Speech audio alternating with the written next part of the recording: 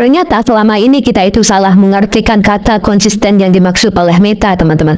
Selama ini kita itu menganggap bahwa konsisten itu ya udah upload aja setiap hari, nggak peduli berapa jumlahnya, nggak peduli apa aja yang diupload, pokoknya upload setiap hari, maka kita menganggap bahwa itu konsisten. Nah, ternyata setelah saya pelajari, teman-teman, ternyata maksud konsisten yang dimaksud Meta itu bukan seperti itu, teman-teman. Jadi di sini menurut Meta itu ada 4 kriteria yang bisa dikategorikan sebagai konsisten.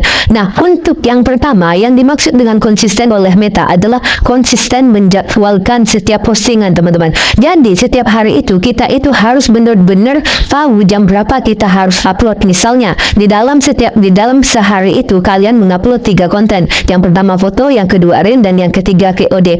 Maka setiap hari kalian itu harus mengupload di jam sama. Misalnya di pagi hari jam 7 kalian mengupload foto, maka besoknya jam 7 juga foto. Hari ini jam 12 kita upload reel, maka besoknya juga upload reel, teman-teman. Maka itu yang dimaksud dengan konsisten. Untuk yang kedua yang dimaksud Meta dengan kata konsisten adalah konsisten dengan kualitas yang bagus, teman-teman. Jadi kualitas konten kita itu harus bagus. Setelah bagus baru kita boleh konsisten dengan kualitas itu, teman-teman. Tidak boleh hari ini kualitas yang bagus, besoknya menurun, besoknya lagi makin menurun. Itu tidak bisa dikategorikan dengan konsisten. Kalau meningkat boleh aja, teman-temanku. Nah, untuk yang ketiga yang dimaksud konsisten oleh Meta itu, teman-teman, yaitu konsisten dengan tema yang sama. Makanya kalian itu selama ini sering banget disarankan untuk menentukan tema dan harus konsisten dengan tema itu, teman-teman. Ternyata memang hal ini sudah disarankan oleh Meta. Kalian bisa searching, kalian juga bisa tanya di Meta AI itu, teman-teman. Jadi yang dimaksud konsisten itu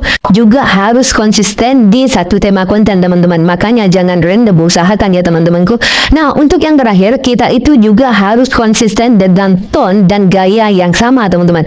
Tone itu maksudnya adalah gaya bicara. Maksudnya itu misalnya, biasanya kita itu berbicara yang lantang. Maka di setiap kontennya kita harus menggunakan tone yang sama. Harus menggunakan suara yang lantang, yang sama, teman-teman. Atau misalnya di setiap konten kalian itu selalu memberikan kata-kata motivasi. Maka di setiap konten yang lain, kalian juga harus melakukan hal yang sama, teman-teman. Makanya kalian itu harus konsisten dengan tone atau dengan gaya yang sama. Gaya ini masih banyak versi, teman-teman ya. Kalau gaya itu misalnya yang saya lakukan itu saya selalu menggunakan baju hitam. Mungkin itu bisa dikategorikan dengan gaya. Maka di setiap konten itu kita selalu menampakkan baju hitam untuk menjadi ciri khas kita, teman-temanku. Nah, mungkin 4 hal ini bisa membantu kalian yang selama ini kontennya selalu stuck, selalu sulit berkembang. Coba kalian terapkan 4 hal ini supaya konten kalian itu bisa lebih bagus lagi dan bisa lebih dilirik oleh Meta dan bisa dianggap sebagai kreator atau konten kreator yang konsisten, teman-temanku.